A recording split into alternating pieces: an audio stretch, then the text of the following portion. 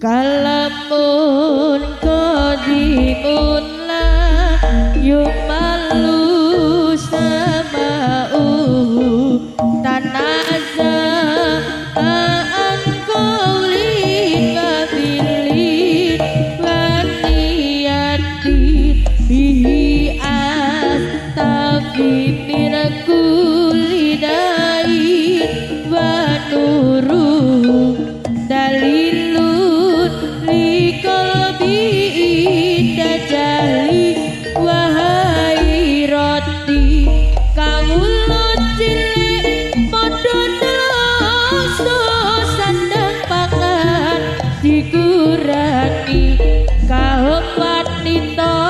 dimarangkoso kaum priya padha disiksa akeh umum gereja maksa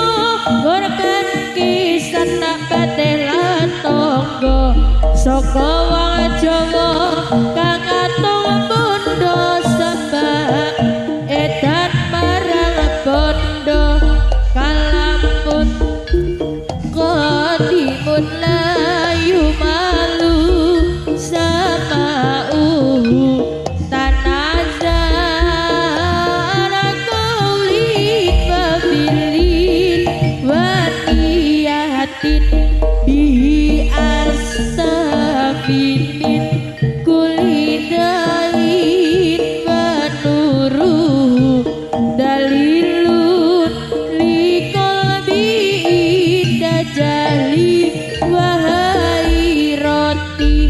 kawula cilik suwakatut goni punika agemane saben wengi saben wengi lan saben rina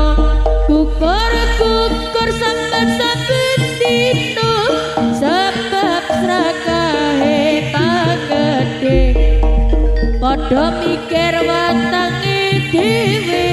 padha nracak sakarepe dhewe kalamun qadimun layu malu sama'u tanaza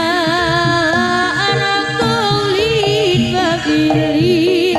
waniyatin bihi astafi min